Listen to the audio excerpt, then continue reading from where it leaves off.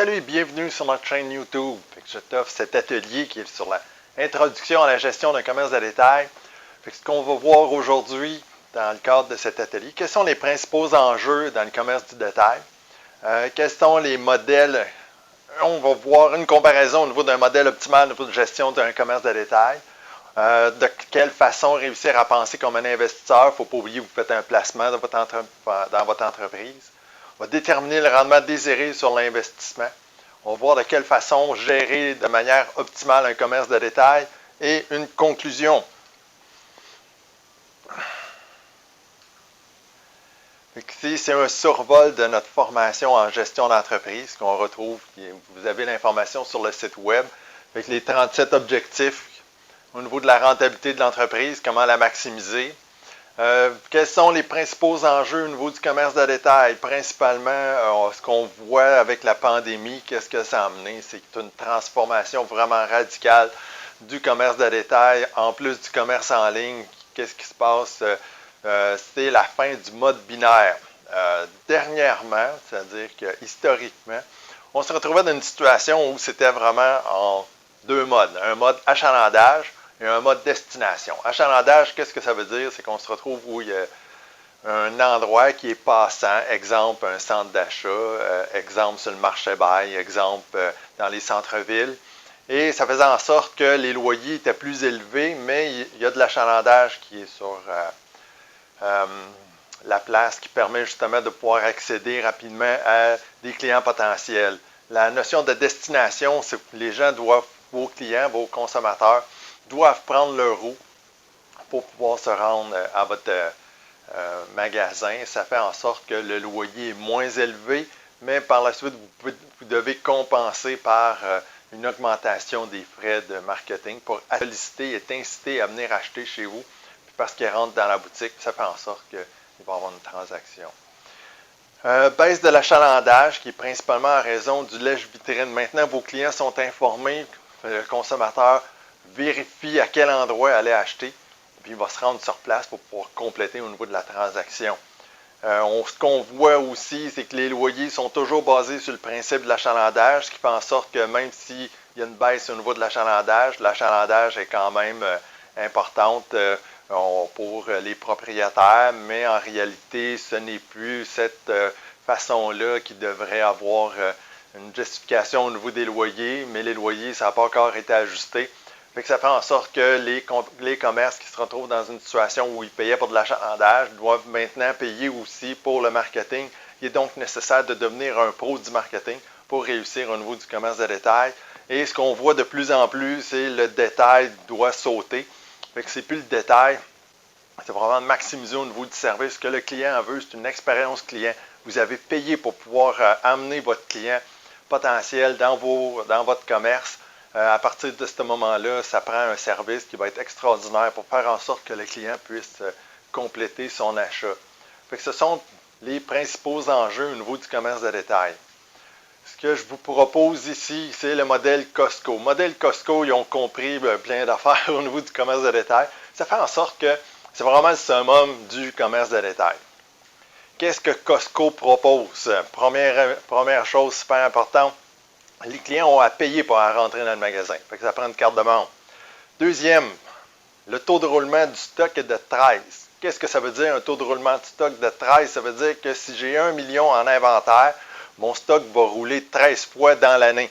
À chaque 28 jours, un roulement du stock est permis et est réalisé. Donc, si j'ai un roulement de stock de 13, j'ai un inventaire d'1 million, ça me donne 13 millions de chiffre d'affaires pour l'année. Costco, ce qui est extraordinaire, fait que les clients payent automatiquement, mais c'est le payable est en 90 jours. Fait qu'on se retrouve où un client peut, pas un client, mais les fournisseurs sont payés 90 jours. Fait que ce que ça veut dire techniquement, c'est que j'ai un taux de roulement de stock de 13, fait que mon stock arrive, j'ai 28 jours, je paye mon fournisseur dans 90 jours, fait que j'ai mon stock, il est vendu, je commande d'autres stocks, il est vendu, je commande d'autres stocks, il est vendu, je paye mon fournisseur pour la première facture. En termes de rentabilité, en termes de fonds de roulement, Costco, c'est une machine à faire de l'argent. Ce qui est encore plus important, c'est que c'est vraiment des produits qui sont conçus pour Costco. On appelle ça dans le jargon des OEM. Ce que ça fait, c'est que vous avez des produits, des manufacturiers qui vont faire des produits spécifiquement pour Costco. Fait que même si le client magasine les caractéristiques de ce produit-là, il ne peut pas les retrouver ailleurs. Ils sont vendus exclusivement à Costco. Le client aussi il doit payer comptant ou en raison du pouvoir d'achat de Costco, sont capables de pouvoir offrir ou négocier avec des fournisseurs pour les cartes de crédit, ce qui fait en sorte que les frais de carte de crédit sont peu élevés. Donc, c'est vraiment une machine à faire de l'argent au niveau du Costco et je vous invite en tant que commerce de détail d'être le plus près possible de ce modèle-là. Qu'est-ce qui est arrivé en termes de Costco? C'est que les gens ont pensé en termes d'investisseurs. Pour penser en termes d'investisseurs, il faut connaître la règle du 72. Qu'est-ce que ça veut dire, la règle du 72? C'est le temps que ça prend en fonction du rendement pour faire doubler la valeur marchande de votre entreprise. Ainsi, je prends 1000 $, je le place dans une institution financière à du 2 %. Fait que 72 divisé par 2, ça va donner 36. Donc, ça va prendre 36 ans avant que le rendement de mon 1000 $ puisse doubler, donc devenir 2000 $. Fait qu'il faut penser en ce sens, qui est toujours de connaître la notion du rendement désiré sur l'investissement pour réussir à faire doubler la valeur marchande de mon entreprise. Qu'est-ce que ça veut dire exactement ça? C'est que si vous avez un rendement de 10 %, ça veut donc dire que ça va prendre 7,2 ans avant que la valeur de votre entreprise double. Fait qu'en tant que propriétaire d'entreprise, c'est ce que vous devez faire. Vous avez fait un placement dans votre commerce de détail. Je dois déterminer quelle est la valeur marchande de mon entreprise. Je dois déterminer quel rendement je veux sur le placement que j'ai effectué dans mon entreprise. Et en agissant de cette façon-là, ce que ça permet de faire, c'est que je vais pouvoir ajuster par la suite les stratégies corporatives et ajuster aussi en termes de rentabilité et la marge bénéficiaire que je vais souhaiter. Il faut penser en termes d'investisseurs. Souvent, ce qui est fait au niveau du commerce de détail, c'est que les gens font l'inverse. C'est notre passion, on tombe en amour avec des produits, j'achète des produits et ça fait en sorte que je me retrouve avec des produits qui ne sont pas nécessairement rentables, qui ne sont pas vendus, je ne comprends pas ce qui se passe, je fais de la publicité, j'écoule mon stock. C'est pas ça la gamme. Il faut penser en termes d'investisseurs. C'est-à-dire que j'achète des produits qui vont se vendre, j'achète des produits qui vont me générer une certaine rentabilité et j'achète des produits qui vont permettre de pouvoir doubler la valeur marchande de mon entreprise. Le rendement désiré sur investissement, c'est super important. On se retrouve où? Ce que je vois dans la plupart des entrepreneurs, c'est que c'est toujours une valeur marchande d'1 million. Fait que quand je pose la question à quelqu'un, c'est toujours aux alentours d'1 million. Ça vaut combien? 1 million. Fait que j'ai pris l'exemple, donc, c'est une valeur approximative d'1 million. Fait que qu'est-ce que je dois faire je veux doubler la juste valeur marchande de mon entreprise dans 5 ans. Fait que si j'applique la règle du 72, fait que je l'ai calculé ici. Fait que la règle du 72, ça donne 72 divisé par 5, c'est 14,4. Fait que 14,4 %. Fait que la juste valeur marchande de 1 million, 14,4 %, ça donne 140 000 $ en profit que mon commerce de détail devrait aller chercher. Fait que maintenant, quelles sont les stratégies corporatives? Comment je vais m'y prendre pour aller chercher cette façon de faire-là? C'est là qu'on arrive où la notion de définir le concept, le produit. Mais ce qui est important, c'est que la première des choses, c'est que vous vous retrouvez dans une situation où, en tant que commerce de détail, vous êtes marchand de bonheur. Vous devez voir que vous êtes maintenant un commerce de service et non pas un commerce de détail. Commerce de service, c'est quoi? C'est-à-dire, qu'est-ce que vous devez faire pour rendre les gens heureux? On vit dans un monde capitaliste. C'est la réalité. Les gens se retrouvent dans une situation maintenant où ils ont la capacité de pouvoir s'acheter une personnalité. Vous vendez des personnalités, vous vendez du bonheur. Il y a quelqu'un qui vit une situation qui est malheureuse, pour se récompenser, il va décider d'aller acheter un produit pour se féliciter d'avoir fait une bonne action. Ah, c'est ça votre mode de pensée. Vous devez vous retrouver dans cette dynamique-là. Vous êtes un marchand de bonheur. Commerce de détail selon le groupe Humabrise, c'est vraiment axé sur la rentabilité. Quels sont vos cercles de profit? Quels sont les produits que vous vendez qui vont vous permettre de pouvoir maximiser le rendement désiré sur votre investissement? Vous devez ajuster de cette façon-là vos stratégies corporatives. Ça veut dire quoi au niveau des stratégies corporatives? C'est de maximiser au niveau du taux de roulement. Une stratégie, entre autres, c'est de maximiser le taux de roulement de l'inventaire. Ainsi, vous avez un inventaire de 100 000 $. Mon inventaire roule 4 fois dans l'année, avec 100 000 multiplié par 4, ça veut dire que je devrais avoir une rentabilité de 400 000. Pas une rentabilité, ça veut dire avoir des ventes de 400 000. Si j'ai un coût de marchandise vendu, ma stratégie, c'est d'avoir 60 %. Pour avoir 60 %, je devrais viser un markup de 2,18. Ça veut dire quoi un markup de 2,18? Ça veut dire que j'achète un produit à 10 $, je le multiplie par 2,18, je devrais vendre ce produit 21,95. Maintenant, c'est que, pourquoi je dis ça? Une des stratégies corporatives, c'est qu'il faut voir que votre produit, lorsque vous l'achetez en inventaire, il se retrouve sur une tablette. La mentalité, c'est de faire payer un frais de location au produit.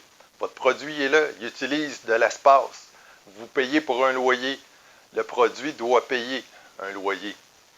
Quel est ce loyer-là? C'est en fonction du taux de roulement. Fait que si vous avez un produit qui roule rapidement, bien nécessairement la marge bénéficiaire peut être un petit peu moins élevée. Si vous avez un produit que ça prend plus de temps à sortir, vous achetez un produit, ça va prendre un an avant qu'il soit vendu. Il y a un frais de location, il y a des frais d'entretien, il y a plein de frais qui est payé. Le produit nécessairement devrait avoir un markup qui est beaucoup plus élevé. Ça, c'est la stratégie de base, c'est de la théorie, ça ne fonctionne pas toujours comme ça, mais il est possible de pouvoir l'ajuster. Puis même, je dirais que si vous avez des produits qui ça ne sort pas, ça ne roule pas, il ne faut pas aller dans ce genre de produit-là. Ce qui est à rechercher également, c'est d'avoir des payables de plus de 30 jours. Fait que ce que je vois malheureusement, c'est que les fournisseurs, vous achetez des produits auprès d'un fournisseur, reçoit une facture, c'est payable 30 jours, le stock se retrouve sur la tablette. Un taux de roulement de 4, ça veut dire qu'il va sortir à du 120 jours. Ça ne fonctionne pas. Il va sortir à 90 jours plutôt, ça ne fonctionne pas. Fait que vous payez, on se retrouve sur la marge de crédit, c'est pas rentable de cette façon-là. Ce qui est important de savoir, c'est que vous êtes un marchand de bonheur. Votre job, principalement, c'est de dorloter l'ego de vos clients. De quelle façon vous réussissez à dorloter l'ego de vos clients? C'est en étant vous-même un exemple, en étant heureux, en ayant du plaisir. Ça, c'est la première des choses. Aussi, c'est de pouvoir d'en arriver où de comprendre que votre client est là pour s'acheter une personnalité, est là pour s'acheter, pour se récompenser. La plupart des gens, malheureusement, ne magasinent pas uniquement pour un besoin, mais c'est beaucoup plus au niveau du désir. De quelle façon vous réussissez à aller chercher le désir du client. C'est de cette manière-là que vous allez être en mesure de pouvoir maximiser au niveau de stratégie de vente et de l'expérience client. Je vous donne un exemple super simple, c'est un accompagnement au niveau du vélo. C'est pour ça que je porte un gilet de vélo ce matin.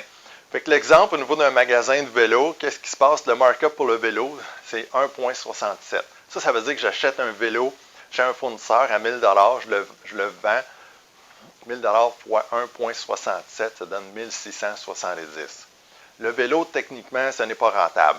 À 670 $ de marge bénéficiaire, ça permet de bénéfice brut, ça ne permet pas de payer le loyer, de payer les employés, de payer le montage du vélo, les frais de transport et tout le reste. Ça ne fonctionne pas. Maintenant, c'est qu'est-ce qui est rentable au niveau du vélo? C'est que ça permet de pouvoir de vendre des pédales, de vendre des accessoires, de vendre des pédales. Ça prend un casque, ça prend des gants, ça prend des vêtements, ça prend une bouteille d'eau, ça prend de la nourriture pour le vélo. Fait que sur le vélo est devenu, dans le fond, l'accessoire qui permet de pouvoir vendre l'ensemble des produits qui vont maximiser la rentabilité de l'entreprise. Ça, c'est important de connaître au niveau des cercles de profit. Donc, ainsi, au niveau de l'expérience client, oui, le vélo est vendu, mais le vendeur, sa job, c'est de maximiser les accessoires qui ont une forte rentabilité. C'est de maximiser aussi d'autres services, comme exemple des services de réparation, services d'entretien, services de spinning, faire différentes choses. Fait que c'est ce qui est à rechercher. Maintenant, pour l'entreprise, ce que je viens de parler, c'est vraiment important de déterminer quels sont vos indicateurs de performance financière. Première stratégie, ce qui tue la plupart des commerces de détail, c'est les frais fixes, des frais qui sont élevés, de chercher à limiter vos frais. Deux, c'est maximiser votre taux de roulement. Si votre stock roule 2 fois dans l'année, ça veut dire que ça prend 6 mois avant que l'ensemble des produits soient vendus. Ça ne fonctionnera pas. C'est pas compliqué. Fait que maximiser au niveau du taux de roulement. L'exemple, là, Costco, qui est dans l'ultime, dans le domaine du commerce de détail, le taux de roulement roule à 13. Maintenant, c'est de gérer votre coût de marchandises vendues. Qu'est-ce qui vient influencer la marge brute, le bénéfice brut de votre entreprise? Fait que c'est le coût de marchandises vendues. Un exemple de ça, 60%, le modèle typique d'un commerce de détail, c'est 60% en coût de marchandises vendues, 15% en salaire, 20% en frais indirects. On recherche une rentabilité d'un commerce de détail de 5%, qui va être le rendement désiré sur investissement. Donc, à 5%, ça veut dire que ça va prendre 15 ans avant que la valeur de mon entreprise puisse doubler.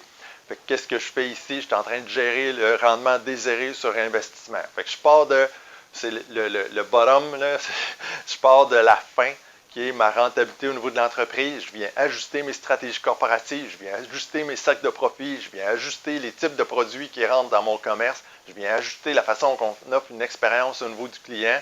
Qu'est-ce que ça fait en sorte? Ça fait en sorte que votre commerce de détail a un taux de roulement. Vous connaissez le taux de roulement qui est de votre stock, vous connaissez la marge brute et vous connaissez également vos frais fixes. En conclusion ici, il ne faut pas oublier que vous êtes en affaires pour faire de l'argent. Si vous vous lancez en affaires et vous ne voulez pas faire d'argent, devenez un organisme communautaire. C'est vraiment pas la façon de faire pour de se lancer en affaires en disant « moi je ne veux pas faire d'argent ». Vous allez vous planter, c'est pas compliqué. On a de la difficulté au Québec avec la question là, de l'argent, mais c'est pas grave, il faut quand même se lancer en affaires pour faire de l'argent. C'est la première règle. Deuxième chose, c'est que n'oubliez pas, vous êtes un marchand de bonheur. Vos gens vont rentrer, vos clients vont rentrer dans le commerce. Vous devez être heureux, vous devez offrir une expérience extraordinaire. Il est important pour vous de démontrer que vous avez du plaisir à travailler, de se faire servir par des gens qui ont des faces de bœuf, c'est vraiment pas intéressant. Ça rebute les clients. Vos clients, ce qu'ils cherchent, c'est qu'ils se magasinent du bonheur. Votre job, c'est d'orloter l'ego. Maintenant, démontrez que vous êtes heureux, que vous avez du plaisir en affaires. Soyez souriant, courtois. Connaissez vos chiffres, connaissez la rentabilité de l'entreprise. Ça va faire en sorte que vous allez maximiser le rendement désiré sur investissement.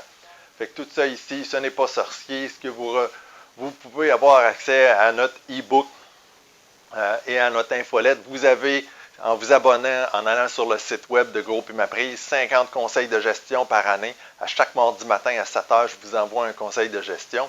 Et vous avez également le e-book qui permet de déterminer quelle est justement vos stratégies corporatives, c'est-à-dire de transformer votre vision en action. Fait que je vous invite à vous abonner.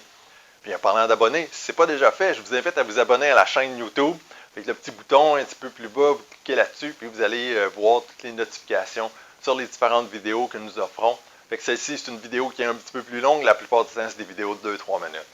Merci, à la prochaine!